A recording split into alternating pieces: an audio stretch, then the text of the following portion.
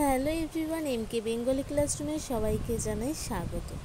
আজকে আমি ষষ্ঠ শ্রেণী বাংলার দ্বিজেন্দ্রলাল রায়ের লেখা বঙ্গ আমার জননী আমার এর কিছু প্রশ্ন উত্তর আলোচনা করছি। তোমরা অবশ্যই ভিডিওটা শেষ পর্যন্ত দেখো, ভালো লাগে লাইক কমেন্ট শেয়ার করতে কিন্তু ভুলো না। তো চলো ভিডিওটা শুরু করা যাক।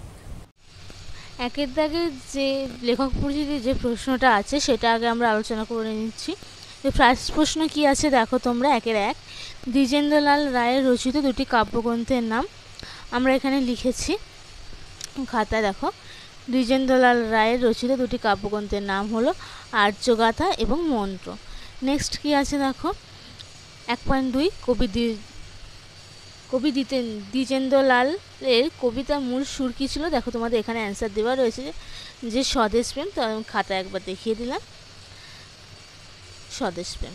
নেক্সট কি চেয়েছে, 2 দাগে নিচে বিশেষ্যগুলিকে বিশেষণে ও বিশেষণগুলিকে বিশেষ্যে রূপান্তরিত করো। বিশেষণ কি রয়েছে? মলিন, মধুর, আসন, দৈন, প্রণত।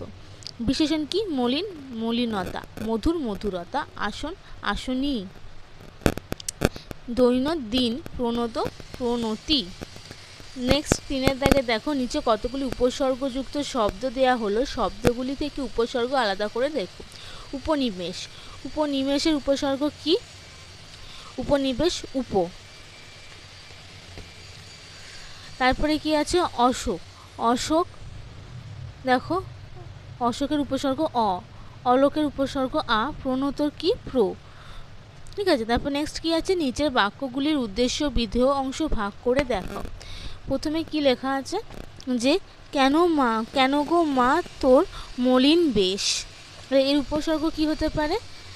মা হচ্ছে উদ্দেশ্য আর বিধেয় হচ্ছে কেন গো তোর মলিন বেশ। নেক্সট কি রয়েছে এই 4.2, অশোক যাহার কীর্তি ছাইল গন্ধার হাতে জলধি শেষ। এটার উদ্দেশ্য কি? অশোক। আর বিধেয় কি? যাহার কীর্তি ছাইল গন্ধার হাতে জলধি শেষ। নেক্সট, একদা যাহার বিজয় সোনানি হেলায় লঙ্কার করিল জয়। সেটার উদ্দেশ্য দেখো যাহার বিজয় সোনানি, আর বিধেয় হচ্ছে একদা হেলায় লঙ্কায় করিল জয়। নেক্সট, ন্যায়ের বিধান দিল রঘুমণি। এর উদ্দেশ্য হচ্ছে রঘুমণি আর বিধেয় হচ্ছে ন্যায়ের বিধান দিল। 4.5, নবীন গরিমা ভাতিবে আবার ললাটের তর। এর উদ্দেশ্য কি? তোর। আর বিধেয় কি? নবীন গরিমা ভারিতবে আবার ললাটে। নেক্সট প্রশ্ন, নিচে বিশেষ্য ও সর্বনাম শব্দগুলি নির্দেশ মতো লেখো।